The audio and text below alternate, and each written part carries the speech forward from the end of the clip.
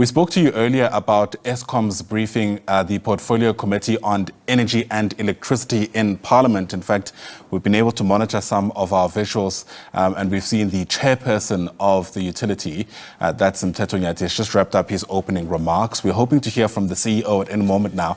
And the idea really is that the power utility is going to outline their key performance targets for the 2024-25 financial year, which is crucial given, of course, what we've heard around revenue generation and load shedding. It seems the CEO of the utility is about to speak now. Let's listen in. But I would like to then take the Honourable Committee through the detailed slides. I've taken the steer of keeping it short and succinct, but I'll lift up the key issues that needs to be focused on. Through the presentation, Chair, I'll be assisted at some point by my colleague, Peggy, when we get to some key elements around operations, but also to give my voice a little bit of a break. Chair, let me start off with the executive summary and address the issue that you've also raised from now on, just raised now. The first departure point that I want to emphasize is that looking at the business where it is today and looking at its strategy, we have embraced the dual commercial and social mandate through everything that we are doing. So we are very clear that the business has to be commercial, but it also has a social mandate. And these two attributes you should be able to see when we show you some of the options and the paths that we have chosen to follow in terms of what we do. We're focusing on the turnaround immediately, and that is essentially best represented by the generation fleet performance and the issue of the lights staying on. At the same time, we are focusing on a long-term strategy and objectives in terms of what does the future of this organization look like, what role should it play in the South African economy, and our argument is that Eskom will remain a key player in the electricity sector going forward.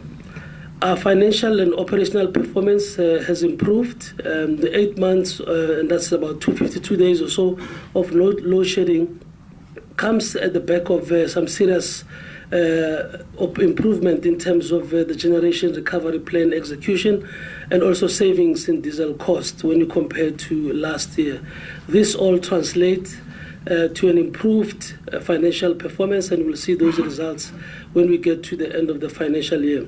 Chair, we have asked for the delay in the publication of our financial results for year 2023-2024 because the audit process took longer, dealing with some issues that needed some time to be resolved. We have requested that we be given some space to be able to conclude this before the December period. In fact, as we speak, the governance processes will be starting this weekend with respect to the audit committees of the subsidiary and also the audit committee of Eskom Holdings next week, and we should be able to then do the updates and the release of the results by no later than the 20th of this month.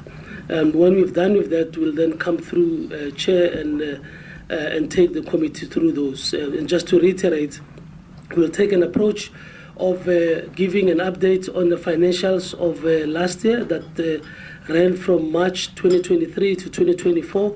But given where we are, we'll also take an opportunity to give an update of the first 6 months of the current financial year at the same time. So we don't have the risk of too outdated information out there. I think we ought to share openly with the country where we would have been given the passage. So we'll have an update on both aspects as well, and the members will appreciate where we are at. What I can indicate, as I said now, the fact that we're not load shedding, the fact that no load shedding comes with significant cost savings stands us in a much more better space to see significantly improved performance for the business. Thus far, and from a projection perspective, we should see a material shift in terms of the overall financial status of the company for the end of next financial year. What we'll show today is that the shareholder compact KPIs based on the Q2 year-to-date figures indicate that most of our KPIs will be achieved. Of course, we use the opportunity of taking stock and then driving performance and improvements in areas that require attention.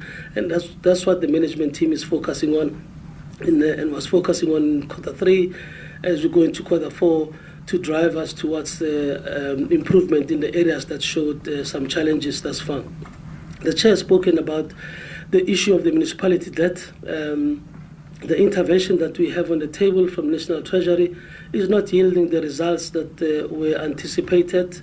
You are all aware that that debt continues to grow, and down in the presentation I'll show you a slide of the top 10 municipalities in terms of where they are. The intention is not to name and shame. The intention is to show you the scale of the challenge that we are dealing with.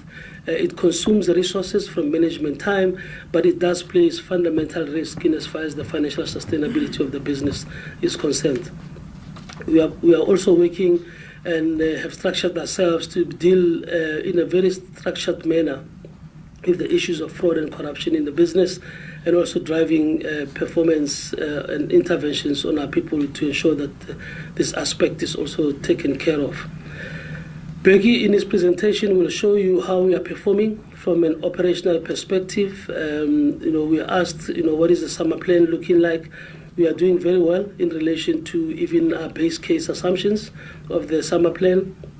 We anticipate to continue on this run of keeping the lights on without any interruption. And I can also indicate that we're doing this whilst also doing maintenance at the right levels that we had planned for, similar to last year, to ensure that next year's winter is also as seamless as we've experienced it this year. The legal separation program remains a priority for the business. We have recently operationalized the NTCSA, and the team is here from NTCSA.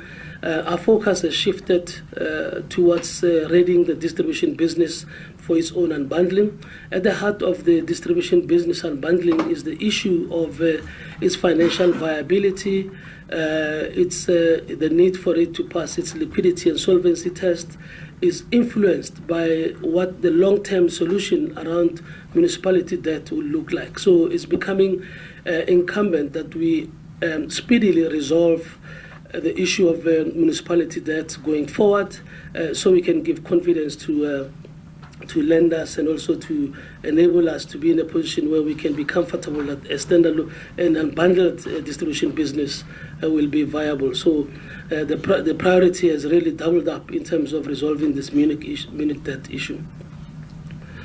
Earlier in the year, we also announced that we've revised the approach to the just energy transition. We extended the life of an operation of the coal stations that were meant to have been shut between 2024 and 2027. We did this on the back of two key reasons. The first one was energy security. You'll recall that we just came out of the most intense and frequent load shedding last year, so it was really not making sense that we would go and shut down stations against such a background. But the second one, which was equally important, was the fact that when we integrated our learnings from Komati, which was the shutdown of the station, it was clear that we cannot continue to shut down coal stations without due care in terms of the impact on the communities and the society within which these businesses exist. The value chain needs to be protected. The issue of jobs and economic activities is important, and we need to have plans in place that are signed off and accepted by communities to enable us to transition. This is really the just part of the transition that needs to be taken care, and we have reshaped and focused our attention to that, and have committed ourselves to deal with that first with the appropriate stakeholders in leading up to a decision on how we transition those two aspects. And I'll touch a bit on what our plans are in that regard. So Chair, if we move to the next slide, this is the makeup of our board of directors that the Chair has spoken to, all of them having come on board in October 2022. The next slide shows the makeup of the executive committee. I think what is important here, Chair, to indicate is that there is solid continuity in our executive team along the operations line. as represented by the group executives in that area. I should also hasten to give an apology on behalf of the CFO, Caleb Kasim, who's not here. It is our second day of the NERSA tariff increase hearings in Johannesburg, and he's leading the team that is participating there. We have recently made some hires into the executive team to beef up support in as far as business performance, but to enable us to drive our strategy very speedily, accepting that we are actually having, we are on a back foot here given the slight delays that had happened in enabling the business to transition. So we've built up some capacity in that area. If I may move to the one slide that sums up our strategy overall, Chair, as I said, we have a dual mandate, which is commercial and social in nature. Our purpose remains very clearly focused on ensuring that we can grow and power the growth of the country sustainably. It is for this reason we see a role for ourselves as Eskom going forward as being the anchor of reliable electricity supply going forward, but also our ability to pivot and participate also in clean technologies going forth. So there are four strategic objectives that's driving our business strategy. The first one is pursuing financial and operational sustainability. Improved generation performance also translates to improved financial performance, and that will become visible when we start looking at the numbers. As I said, we'll announce this in the next week or so. The second component of financial and operational sustainability is this whole issue of area debt and energy losses from the municipality perspective. And internally, we need to continue to look at how we rebase our costs. This is very necessary as we move into a space that is liberalized, that is competitive, and we're having to go to argue for our share of the market as we go on to that. And as I've said before, the issues of improving controls within the business, of addressing fraud and corruption are also important, and stabilizing leadership across all levels and ensuring that we've got the right skills is critical to us driving this one strategic objective. The second one is around facilitating a competitive future of the industry. The reforms taking place are primarily dependent on the pace at which we also move. We have now operationalized the NTCSA, and the distribution business is the next, as I indicated, and we're working also around how to shape up for the generation part of these aspects. And as we do so, we look deeply into the business models for these two entities. The space that we are moving in allows us to start really looking at what service offerings we can give through to the markets that we serve. This is easy for us to really do once we get our hearts and minds around it, because of the capacity that we have, the people we have, the 24,000 technical skills we have in the business, the resources at our disposal, the ability to pivot and retrain our people to respond to the changes is what is going to really give us the edge. And as you know, in areas of nuclear, we remain the one nuclear operator on the continent, with our people highly sought after across the hills, and we need to use them effectively for our own use here to support the country's requirements from an energy perspective. We have identified a clean energy project pipeline that we'll share down in the presentation, which is what we now need to, whose implementation we now need to pursue aggressively. The third objective is around modernizing our power system. The acceleration of the transmission development plan is an important component of ensuring that we can harness all energy sources available in the country. And my colleagues from NTCSA will talk in detail about how that is envisaged to unfold. But on the distribution side, we need to modernize our network in that space. The long underinvestments in the municipalities tell us that we need to avoid a situation that in our own spaces that we serve, we should not rest on our laurels, and we think that the activities that we'll do in this space will also offer the country a template on how to fix municipality distribution networks. At the heart of this, on our side, is an aggressive rollout of smart meters, meters that will enable us to interact with our customers at a personal level, that will also ensure that we understand the performance of the supply to our customers and be able to intervene timelessly where there's abuse of usage, or where there are technical challenges that require intervention before customers are disrupted by supply interruption, and so on. This is something that we'll do through the rollout of smart meters, through advanced metering platforms that will also deal with, and we have clear targets on how we want to do this aggressively. It will also help, Chair, in the aspect of revenue protection, which has been quite topical, as members may have seen in the last few weeks, around meter tampering and so on. So this new technology will allow us to be able to see, depict, act timelessly when it comes to this aspect. It will also allow the infrastructure in place, will also allow us to move into a space where there's flexibility in our power system, where we move from just having consumers but having prosumers, and enabling us to have bi-directional flow of electricity. The last part that's equally important is the need to strive for net zero emissions by 2050. This is our contribution to the country's strategy, and for our perspective, we see this as again aligned to our revised Just Energy Transition Strategy, where repowering and repurposing initiatives along our existing coal stations does not have to wait for their closure. So much as we have started with the PV plant at Komati, we are now advanced in the projects considerations for similar projects along the existing stations at Komati, Grootvlei, Hendrina and Camden. And this will do on our land adjacent to existing coal fleet, closest to grid capacity, where people are located in terms of skills, and we'll do it by ourselves or with others in conjunction with us, where we need to protect the exposure to our balance sheet. And this is a very big focal point for our strategy going on. It provides practical examples of how the transition can be delivered.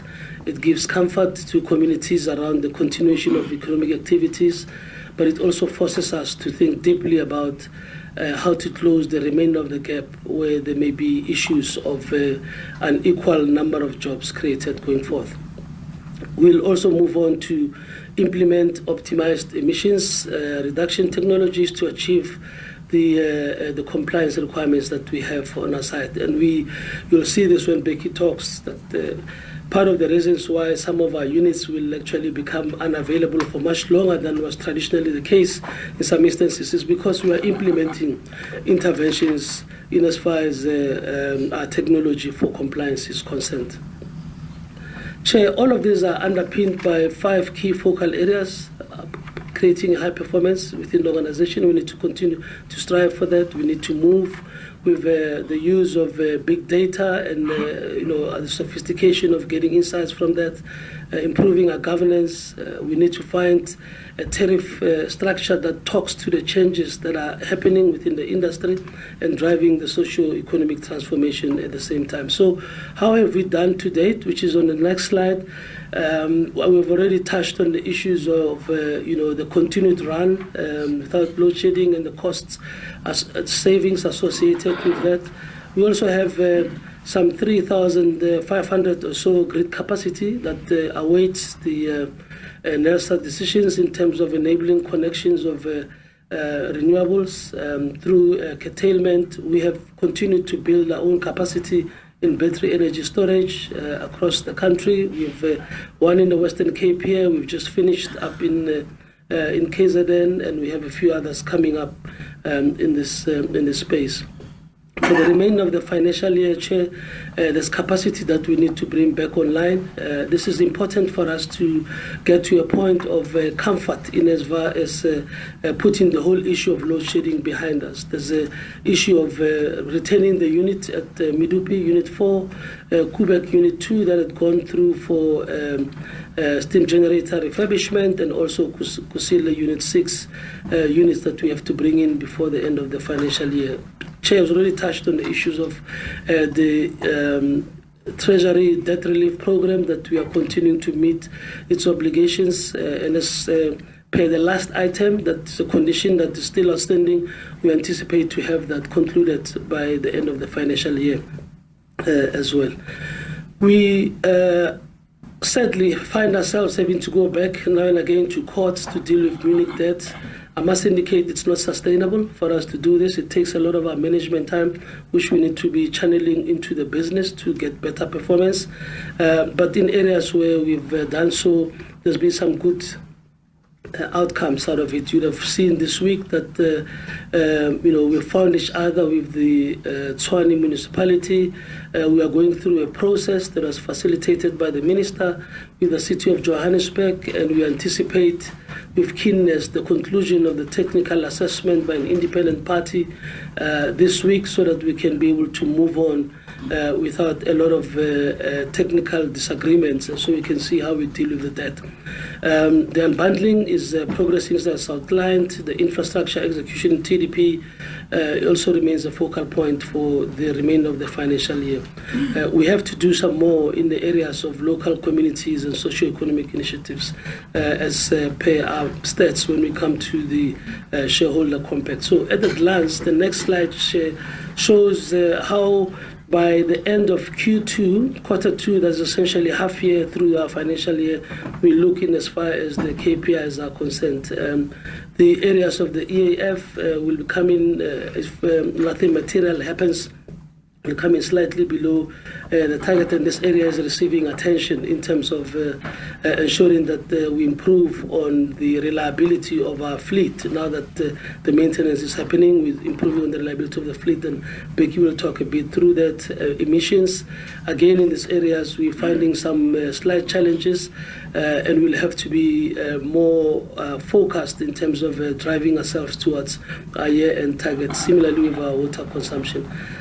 There's aspects that deal with energy losses. The energy losses component is best understood by what we saw in the last month or last 2 weeks when it comes to the changeover of the key revision numbers. The overall representation of people that are not paying for electricity, all those numbers add up to what becomes non-technical energy losses for us. And it is this aspect that we're really now beginning to drive a campaign to work with communities around making sure that people pay for the services. And we'll be doing some audits post the December deadline of assisting those who had bypassed meters and so on, to ensure that they are regularized and brought back into the space of paying for services. That's what drives that number of energy losses by and large. The component of non-technical losses is higher than technical losses, part of it, and Monde can expand on that once we get to that aspect. Under point 4, which is the corporate social investment, you'll see that the CSI spend Q2 actually is lower, but we're comfortable that with the right focal point that we've now brought on board, we should be able to finish our year and within target.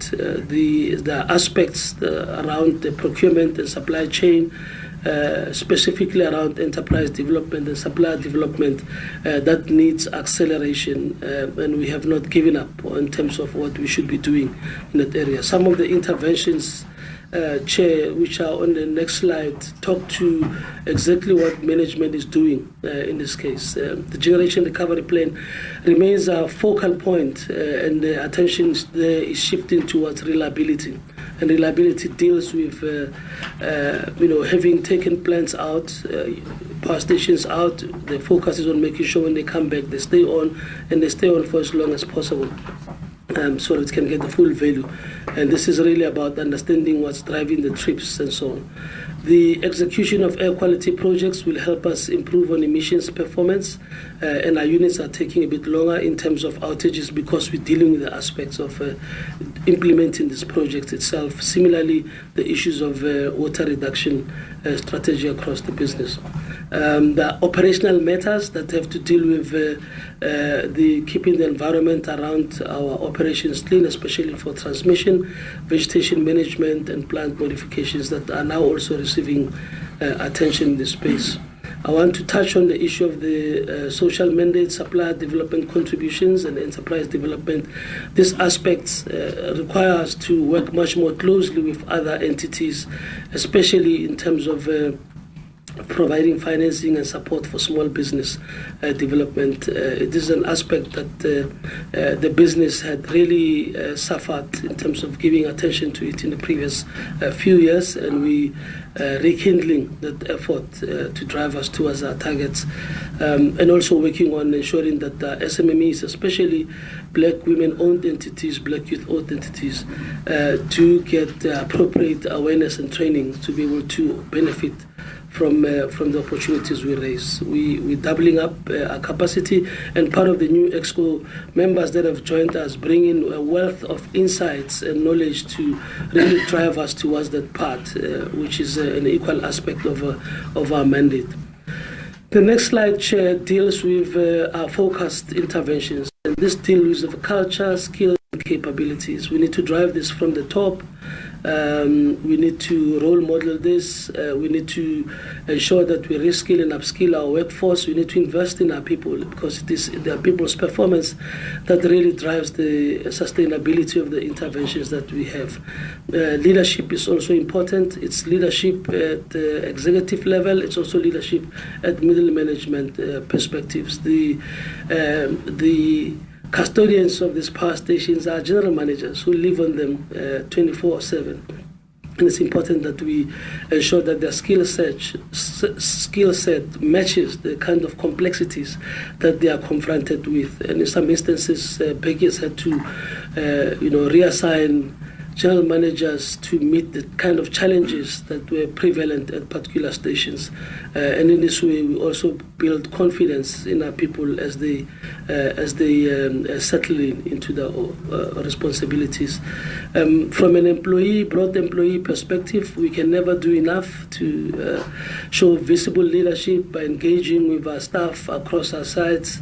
It's very difficult to find time whenever programs run outside, but we must continue to invest in this face-to-face engagements with our staff, our organized labor, our stakeholders, so that we can begin to or sustain the momentum of the improvement in morale, which improvement is also positively affected by the fact that we have load shedding. Our people are able to take their rightful positions in society, in their families, in their communities comfortably without the burden of load shedding. Chair, I'll touch on the slides on financial outlook, and I'll hand over to Becky to deal with the rest of the presentation. Our turnaround financially comprises of 4 key pillars. Chair, and all of this needs to be dealt with and looked at simultaneously. The 2 activities that deals with improvement of our income statement, and the other 2 deals with strengthening the balance sheet. At the top left-hand side, you see the revenue security enhancement, and this is really dealt with primarily through the tariffs, and we have said so that we need to find unbundled tariffs that start talking to the business model that is consistent with a liberalized electricity supply industry. The tariff is what is currently on the table and being engaged through a NESA process, and typically we have found that previously arguments for or against tariff percentage increases were really limited to only this one corner. You have another corner that's important, which is the level of debt within the business. And yes, in this space, we have the National Treasury interventions that we continue on, and once it's done completely, we should be able to reduce the level of debt to 250 billion rands. At that point, with the right tariff and the right operation levels within the business, the Eskom should be able to sustain itself and be able to enter the markets to raise capital and work with others to be able to implement these projects. We need to deal with these 2 aspects combined. The risk, of course, as indicated, comes with this municipality debt that is spiraling out of control. And in the next slide, I'll show you how it looks like. As a business, we need to continue to drive cost efficiencies. The board continuously places us under pressure to say, change your trajectory. Over the last 3 years, this has been possible to do it, but now we are re-challenging ourselves to relook at ways of doing things so that we can take costs further down. It's necessary for us as we enter the space of competitive electricity supply, where the system operator will have optionalities around where to source and so on. So these four components need to be looked at. If you drop on the one, if you make compromises on the other, we need to understand how the other three are affected, and hence our push that the Munich debt needs to be resolved, because if it's not resolved, it is putting pressure on the tariff increase quantums that we will seek to do. It is putting pressure and undoing the positive impact of the reduction in the debt as per the National Treasury program that we're running through. There's so much cost you can cut out of the business, and beyond it, you're really not going to be getting a lot of value and have anything remaining to deal with. So we need to deal with all four in one. Overall, in the next slide, our financial performance has improved year on year, and Chair, as I said, we will be showing post the governance processes starting this week, this weekend and next week. We'll be able to show some specific numbers once signed off by the board. But the revenue has improved mainly due to tariff increase, last year's tariff positions, and slightly higher sales as a result of us staying online without load shedding for long. There's improved ratios in terms of our debt service and cash interest. We are in a very good position to progress along that path. Our primary energy spend is 7% lower year on year due to low budget spend on coal and cost, and also the OCGTs. We've spoken about the number of savings in that space. Our coal costs increases slightly, and this is an area that Becky and the team are now looking at how to deal with it for the remainder of this financial year. I spoke about the Munich debt slide, and this will be the last one that I touch before we get to legal separation and big take. So, Chair, this members will get the 10 overdue municipalities. You can see the quantum. All right, so those are live visuals coming to you from Parliament. There in frame is the CEO of Eskom, Dan Marokanye, who's been outlining really in broad strokes the performance of Eskom before the Energy and Electricity Portfolio Committee in Parliament. He's alongside there the chairperson of the board, Mteto Nyati, and you heard him making mention of a Begi. That, of course, is Begi Ngumalo, the head of generation. Essentially, the Eskom team, they're presenting before MPs their key target performance matrices, if you like, or matrix, I should say. And it really is, by and large, a rosy picture. I mean, I think that's probably not a stretch. The financial position, we're told, has increased or is in a better position year on year, and that is in part due to the diesel that's been saved now that we're able to keep the lights on. Eskom saying they're on track with their summer plan as well as their KPIs. Dan Marokanye making mention there of the just energy transition, saying that they need actual agreements that are signed on by the community in order to ensure that nobody's left behind. What I thought was interesting, though, is when he made mention of losses for the Eskom, for the power utility, I beg your pardon. He says non-technical losses, and that is essentially due to people who connect to the grid illegally. We've seen all of that play out in Soweto. Those losses apparently are greater than technical losses due to infrastructure, equipment, failures, etc., which I think is quite interesting. He also makes mentions of tariffs and the debate around that, typically not considering the debt that Eskom has incurred. It's important to rehash this for you because as we speak, of course, NERSA is crisscrossing the country as they conduct those public hearings, looking into that application made by Eskom to increase electricity prices by more than 30% from April next year. This is going to be a marathon briefing. The leadership from the utility is going to be before the Portfolio Committee till 4 p.m. today.